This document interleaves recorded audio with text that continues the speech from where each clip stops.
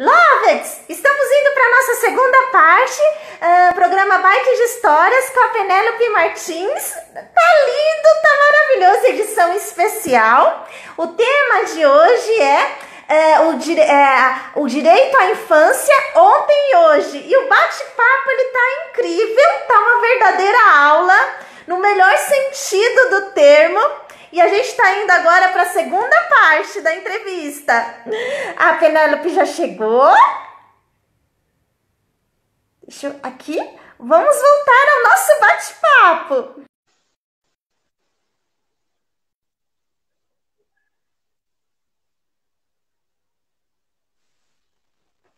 Gente, como eu falo.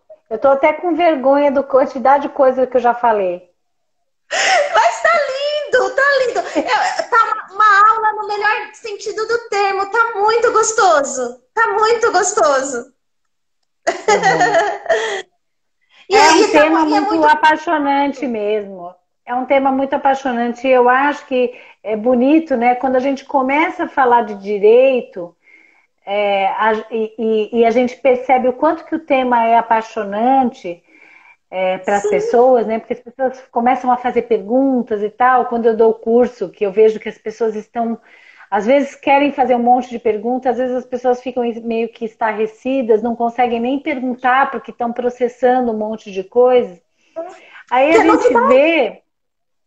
a gente vê o quanto que o direito está afastado da vida cotidiana, quanto que esse tipo de conhecimento está afastado, né? É como se fosse uma... A gente deveria, seria muito importante que a gente tivesse no ensino médio.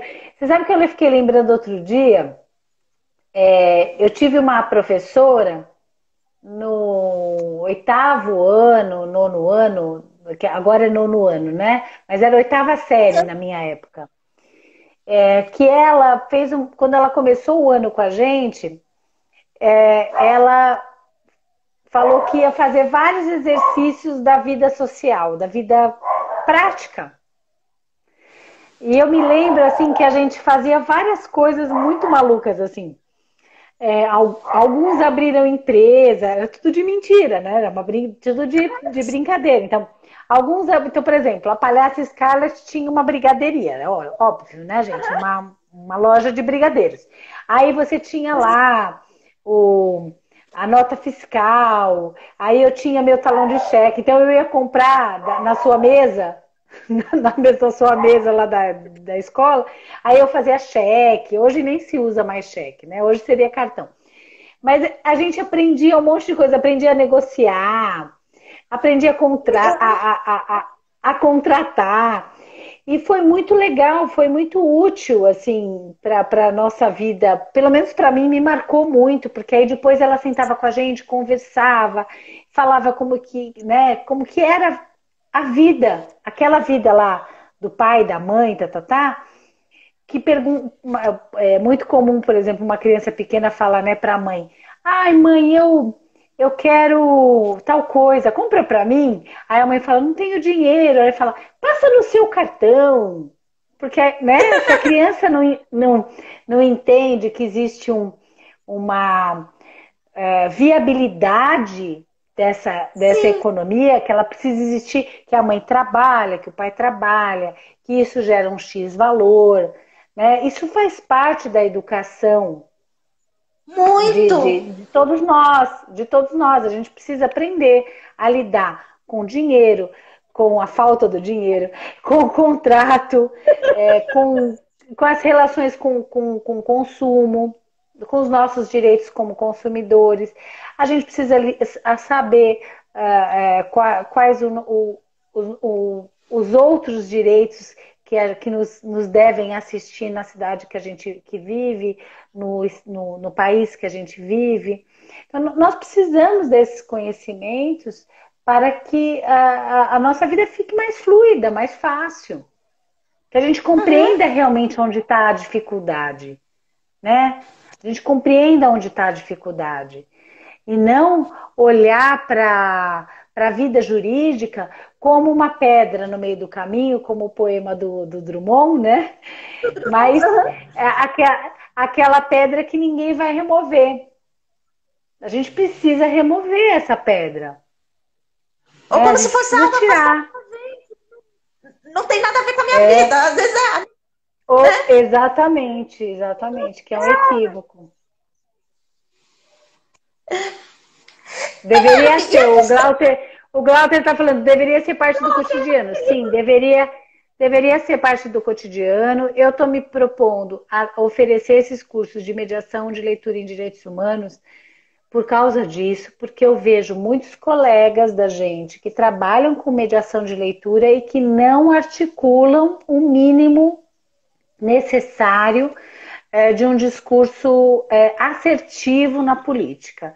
Então, como é que eu vou mediar um livro que fala, por exemplo, de democracia, que o pano de fundo da história, embora seja uma história, de repente uma fábula, ou uma história fantástica, ou um conto maravilhoso, mas o pano de fundo é toda uma discussão a respeito de democracia, como que eu vou falar sobre democracia, sobre república, sobre monarquia, se eu não compreendo o básico da Constituição Jurídica de um Estado, a história em que nós estamos inseridos, né? Isso que a gente falou sobre infância, o que era uma infância há 100 anos, o que é a infância hoje, o que essa Constituição ela trouxe de advento para mudar a vida da mulher, da criança,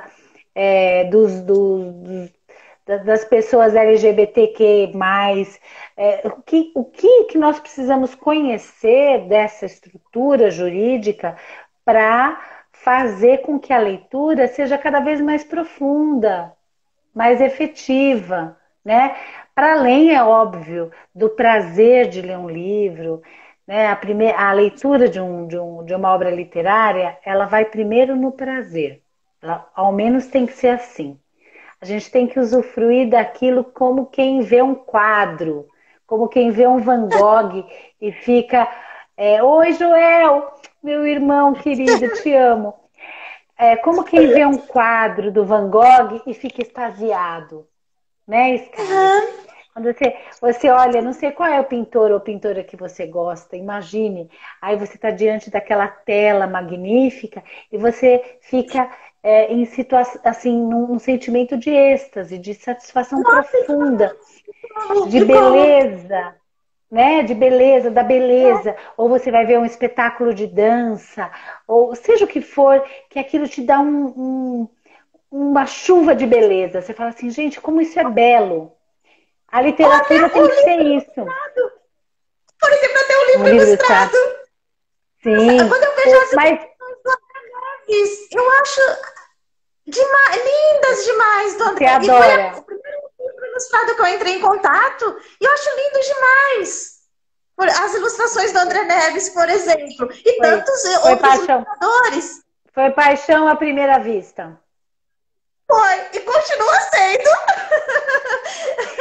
Então, mas você sabe que assim, a literatura, o texto literário, ele também tem esse lugar, né? Você lê um poema ou um conto belíssimamente escrito e o sentimento primeiro que tem que vir é dessa coisa arrebatadora que a arte faz, de deixar a gente estarrecido pela beleza, inclusive pela beleza na dor.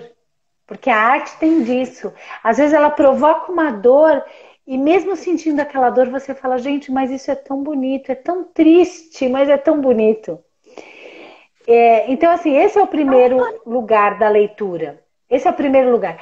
Mas dentro dessa leitura passam um monte de temas transversais e a reflexão profunda da leitura nos ajuda a ver o mundo de uma outra forma. Ninguém que vá olhar o Picasso, as obras do Picasso e compreender o que ele estava falando ali, vai sair a mesma pessoa depois dessa experiência. A gente vai sair diferente para ver o mundo de uma forma diferente, né? Então, é a mesma coisa o livro faz por nós. Então, a gente tem que sair com a possibilidade para uma mediação de leitura que que converse muita coisa, né? Que abra muitas portas, abra janelas e que deixe o esclarecimento seguir, né? Seguir no fluxo de cada um. E é por aí que. Dani, acho que o Dani passou aqui, deu um beijinho e foi embora. Oi, Dani! Oi, Dani!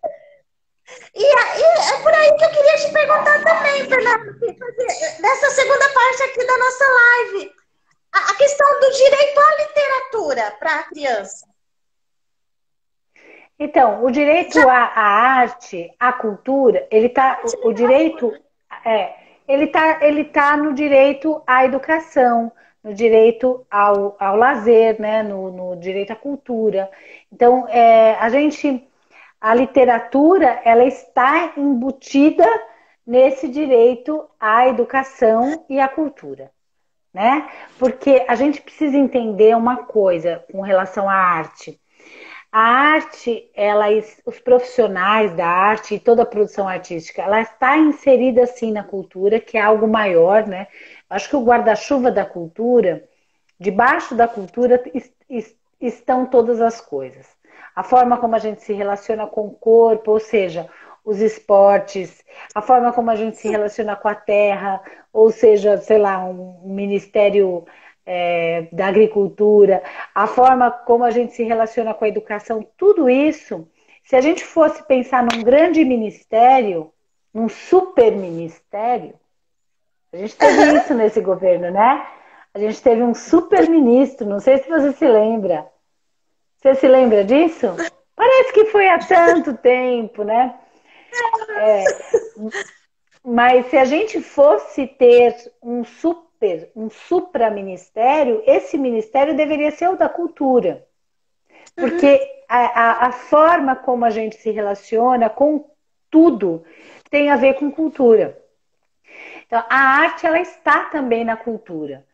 Mas a arte também está na educação. Porque a educação não é simplesmente a educação de conteúdo do que. A gente não pode entender a educação, gente, como uma coisa que é para a criança passar na faculdade. A gente não pode imaginar que a educação está dentro dessa bolinha de conteúdos fechados. Não, a educação é para ampliar. Educação é processo. E é um processo perene. É para a vida inteira. O direito à educação, ele vai cessar quando a vida cessar. O direito à educação não é só para criança, é para todo mundo. E como que você vai lidar com as situações? Como que você vai viver?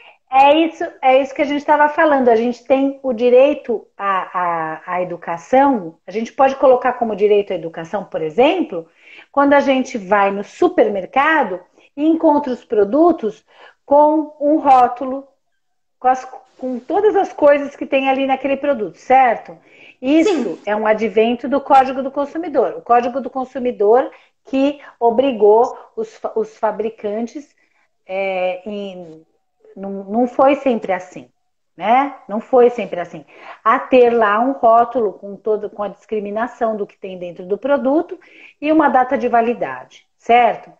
Isso também é um direito à educação efetivo.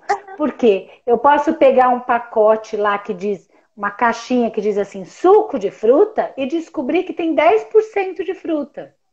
Então, será que aquilo é um suco de fruta, no que eu estou imaginando? Será que o meu imaginário está... né? Será que o meu imaginário ele está casando com aquele produto real? Então, assim, o Código do Consumidor, ele também garante um acesso à educação. Se a gente for pensar por aí. Entende? E é um direito nosso.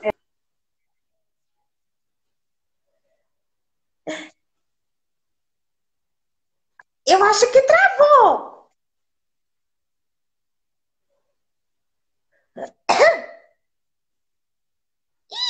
Principal, tô achando que travou. Vamos ver.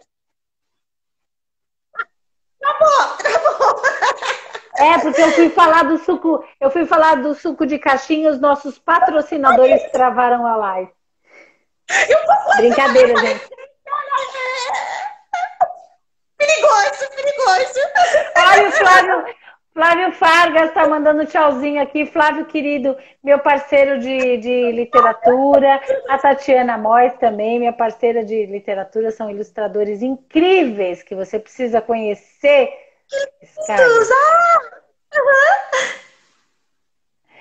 Bom, eu acho que aí... O suco da fruta tá no nome impresso da embalagem. Só tá na embalagem. É aqueles 10% tá lá no nome, lá, maracujá. Tá certo. Mas eu acho que assim, é importante a gente entender que algumas coisas que a gente coloca dentro do território da infância, né? Por exemplo, o direito à educação, a gente logo pensa em criança, logo pensa em adolescente. Mas o direito à educação é um direito de todo cidadão, toda cidadã. E a criança também é cidadã, né? A criança também tem esse acesso, também tem esse direito por ser cidadã, juridicamente reconhecida. Agora, como eu disse no começo, naquela outra parte do nosso bate-papo, pela legislação, pela Constituição Federal e o Estatuto da Criança, essa cidadania da criança e do adolescente, ela tem prioridade. Ela tem prioridade justamente porque a criança não está num momento em que ela mantém a si mesma. Então, ela precisa de proteção do Estado, ela precisa de proteção da sociedade, ela precisa de proteção da família, ela está em desenvolvimento. Então, é importante a gente compreender isso, mas também compreender que alguns direitos das crianças são direitos de todos, direito à saúde, o direito à educação, o direito ao lazer, o direito à cultura, né? Então, tudo isso é de nós todos, inclusive das crianças. A criança no caso, é o nós todos que está chegando agora. É verdade. Não é? Está chegando agora. E aí a gente, por exemplo, eu vejo por aí a questão até da literatura infantil, literatura para a infância. A gente está mostrando o mundo, é como se é um serzinho que está chegando na nossa casa agora, na grande casa. Então você vai mostrando os cômodos, olha. Você sabe que isso da literatura infantil ou literatura para a infância, eu nunca uso literatura infantil. E aí, às vezes, as pessoas não ligam quando alguém usa, porque eu sei que é uma expressão, né? Mas a gente olhar para isso, eu acho que já é uma reformulação também do direito à infância, né? O livro em si não é infantil. O livro não é infantil, né? E a criança também, eu acho que a criança ela não é infantil no sentido pejorativo do termo. A criança ela está na infância. A criança é um ser que ela está vivendo um período da infância. Mas a infância, enquanto é um estado. Estado, ela pertence à história de todo mundo. Então, quando eu falo um livro para a infância e a Penélope adulta lê, a Penélope revisita esse lugar que também é da minha história.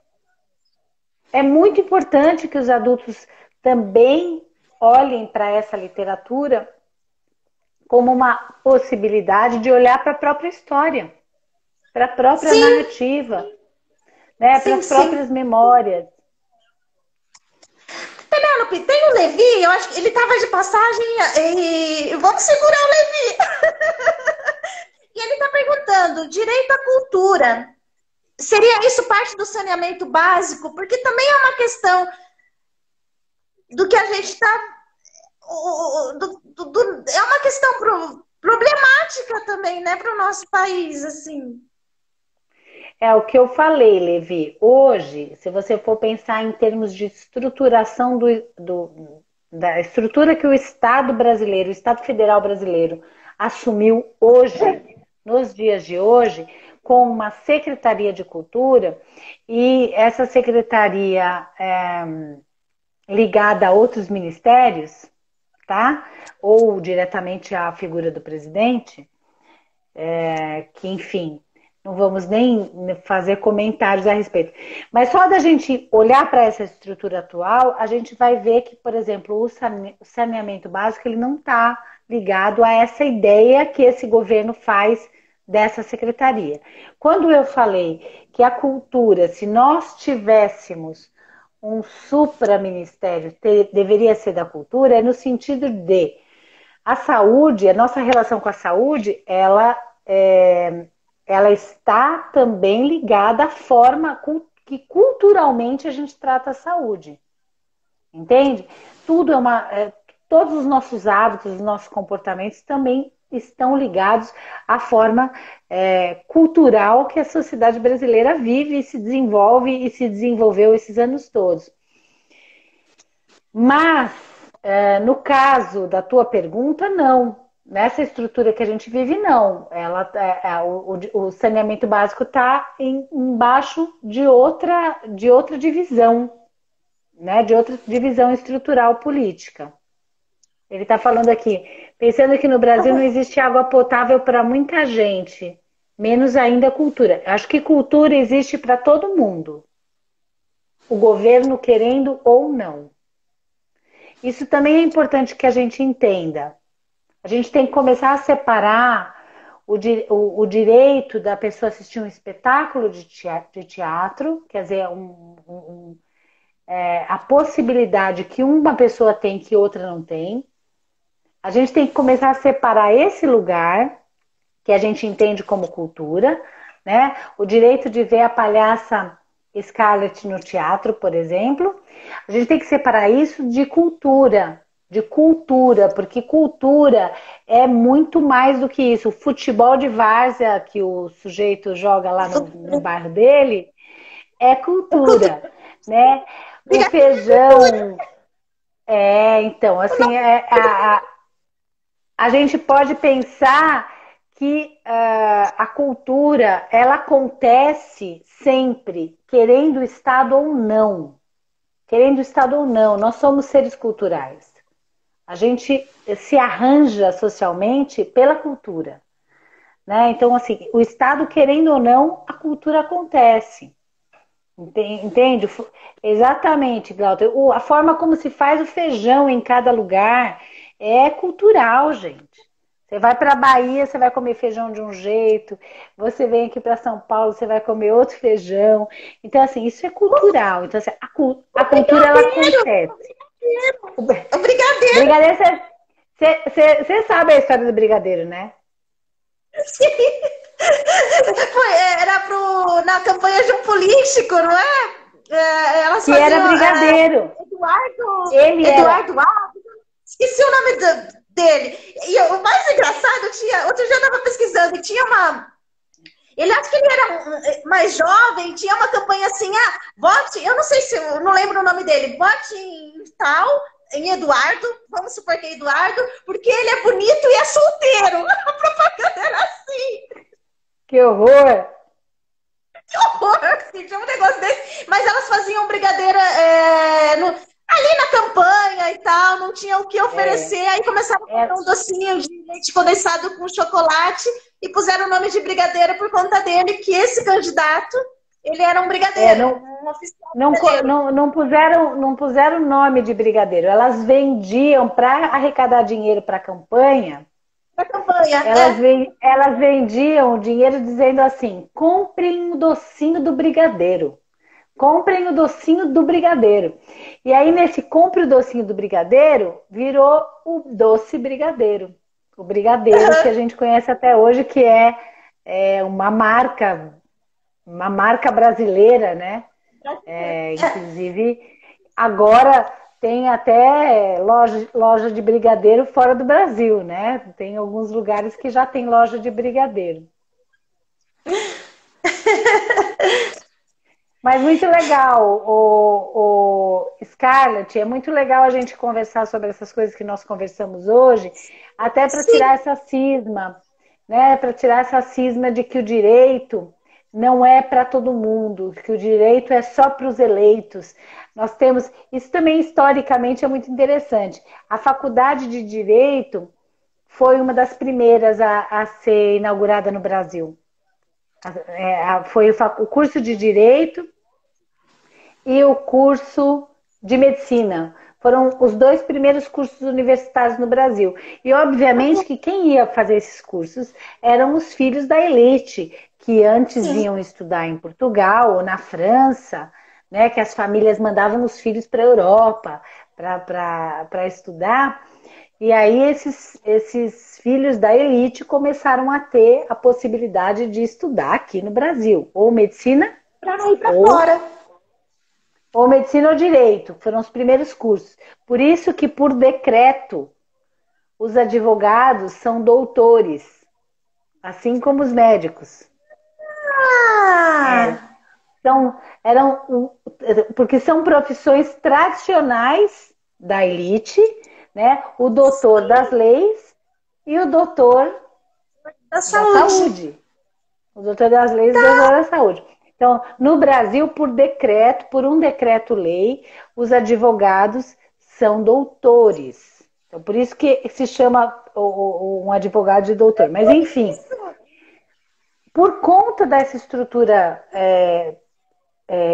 histórica, né, política, social, com relação ao direito ser um lugar para que a elite se formasse, né, gente? A gente tem que lembrar de nomes da nossa própria literatura que foram juristas. Rui Barbosa, por exemplo. Uhum. Machado de Assis. Machado de Assis também foi formado em Direito. Mas olha, Rui Barbosa. Então, você tem uma tradição no Brasil de pensar que a medicina, que o direito, que a engenharia é um lugar da elite. Né? E no caso do direito, se a gente não desconstruir isso rápido e se aproximar de alguns conhecimentos, a vida da gente, a vida enquanto cidadão, enquanto cidadã, fica impossibilitada de existir plenamente, porque a cidadania depende desses conhecimentos. E hoje a gente viu aqui que esses assuntos nos interessam, né? E como? E como? O Levi é um clown. Ele não gosta de ser chamado de palhaço, ele é um clown. E ele tá aqui fazendo perguntas curiosas. O que é um clown? É uma palavra americana? Eu considero mais assim, seria um palhaço, um palhaço em clown significa palhaço em inglês, né? Tá bom, Levi, você é um palhaço. Mas há também, ele vai ficar assim, bravo comigo.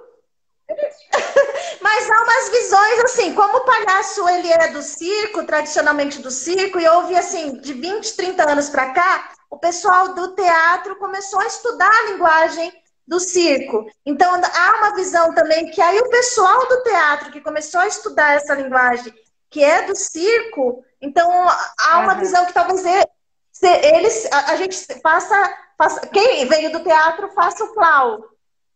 E o palhaço é do circo. Mas são discussões. São grandes discussões.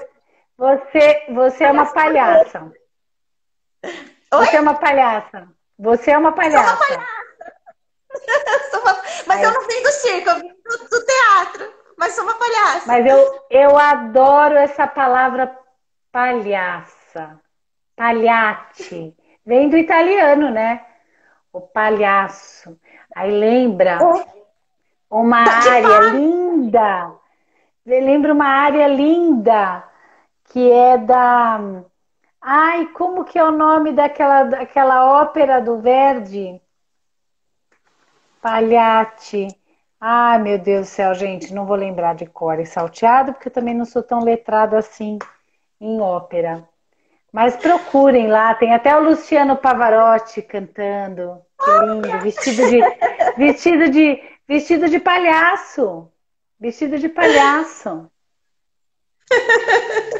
Você nunca viu? Scarlett, você nunca viu?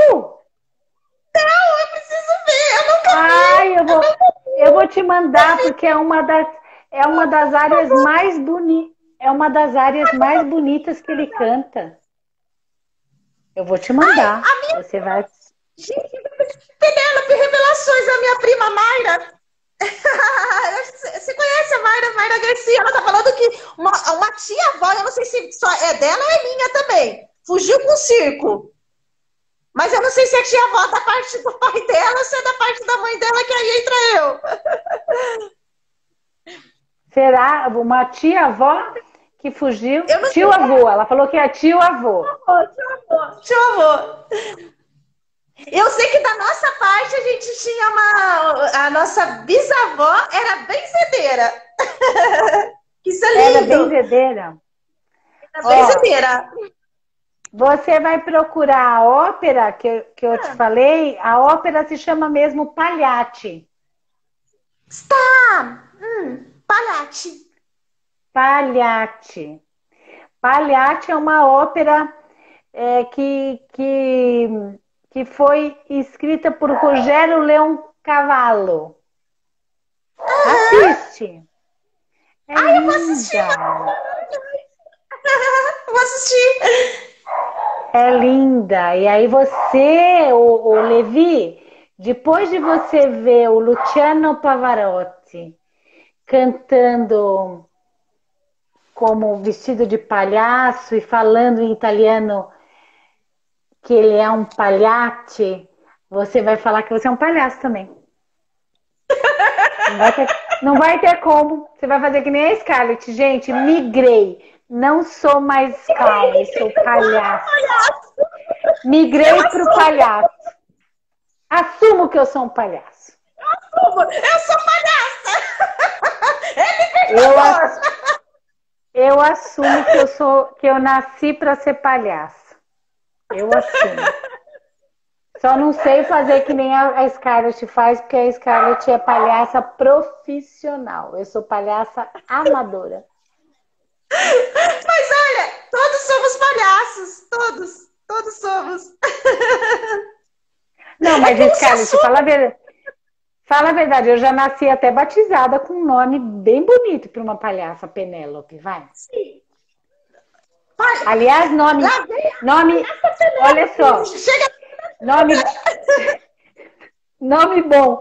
Penélope é um nome bom para palhaça, é um nome bom para drag queen, é um nome bom para cachorrinho, porque eu já conheci vários cachorrinhos, palhaço, Penélope, e é um nome bom também para tragédia. Então, esse é um nome muito versátil, gente. Muito teatral, muito versátil. Scarlett também para drag queen. Drag queen Scarlett, super. Eu tô transitando entre a palhaça e a drag também. Adoro drag Scarlett, lindo demais. Ó, o Levi tá perguntando se no caso da orientação sexual ou temas de educação sexual, os livros hoje estão mais conscientes ou sem foco, ou meio sem foco. Então, Levi, eu posso responder só pela literatura, porque eu não faço produção de livro didático, tá? Então, se essa sua pergunta é mais para o livro, pensando num livro de educação sexual, um livro mais didático, não é a minha praia. Eu escrevo literatura. Eu ganhei um prêmio com meu livro ano passado, que é um prêmio da Biblioteca Nacional, como melhor livro juvenil, e é um livro que fala sobre assédio sexual, que fala sobre feminismo. Então, assim, eu não tive nenhum impedimento para escrever tudo que eu escrevi lá dentro. A editora super acolheu, aceitou. E na minha adolescência, não era um tipo de livro que eu encontraria. Entende?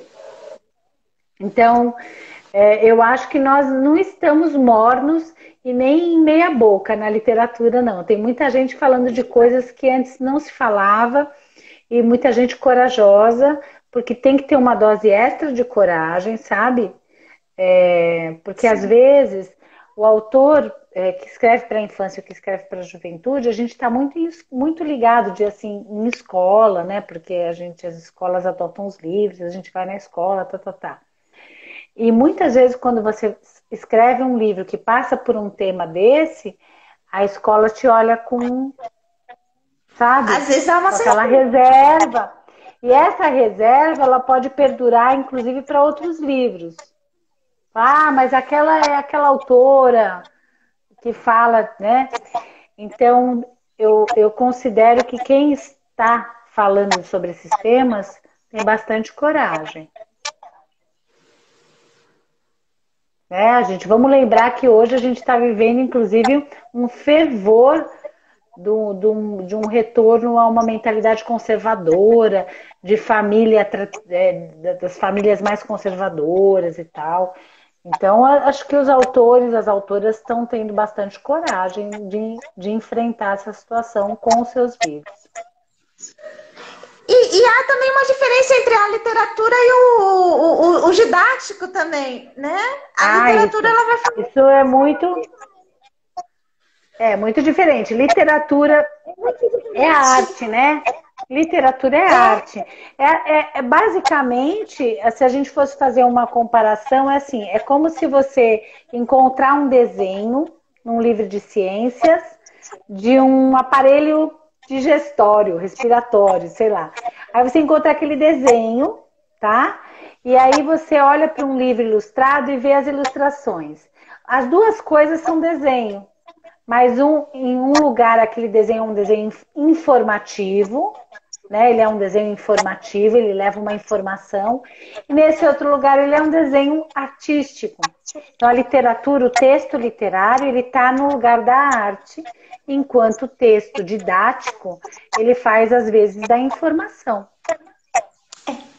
Né? Tá bom, gente? Vamos terminar? Penélope, muito obrigada. Obrigada. Foi lindo, foi para lá de especial. Obrigada por aceitar o convite. Obrigada por esse bate-papo. Obrigada por, nossa, esclarecer tanta coisa, assim. Obrigada. Obrigada por ajudar a abrir a mente. Obrigada. Abrir a caixinha. Abriu a caixinha, isso mesmo. Abriu a caixinha. Muito obrigada. Obrigada mesmo. Obrigada, Scarlett, que você tenha perseverança, coragem para continuar pedalando, né? Não só pedalando fisicamente, mas pedalando de uma forma simbólica nessa trajetória que a gente tem, não só nesses anos que a gente vai estar enfrentando, que vai enfrentar e o que vier pela frente, mas por todo o percurso, né? Que não te falte coragem. A gente precisa ter muita coragem, muito entusiasmo e boas alianças. Boas alianças. Porque com boas alianças as coisas ficam realmente mais suaves. Um beijo grande para você, nesse seu nariz de coração. Um beijo. Fique bem.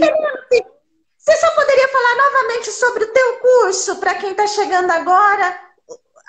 Instituto Quindim. Instituto Quindim de Leitura. Entra ou no site do Instituto Quindim de Leitura. Vai começar agora, dia 9, o curso de mediação de leitura em direitos humanos. Vai ser um prazer enorme contar com vocês. E também quem puder entrar lá no link para divulgar, eu agradeço. Tá bom? A gente está, inclusive, sorteando. Nós sorteamos várias vagas para bibliotecas comunitárias, porque o objetivo maior do curso é formar caixa para o Instituto, porque o Instituto tem funcionários que precisam receber e o Instituto faz um trabalho comunitário, que faz um trabalho que o Estado deveria fazer, e é o Instituto que faz, e é lindo isso, porque é muita gente com muita coragem, com muita força de existir, mas tem funcionário lá que a gente precisa manter recebendo o seu salário, né? Então, eu me ofereci para dar esse curso por causa do Instituto, mas também a gente sorteou um monte de vaga para bibliotecas públicas, porque a gente sabe também que muita gente quer participar e que às vezes não tem o recurso. E se alguém por acaso não... se alguém por acaso não tiver o recurso, por favor, procure, fale, converse. Quando eu dei o curso na Casa Tombada, nós também demos muitas vagas para pessoas que não estavam podendo dispor do recurso. A intenção é que a informação chegue. Tá bom? Um beijo, querida. Obrigada. Fica bem. Até. Bom final de semana. Obrigada. Você também.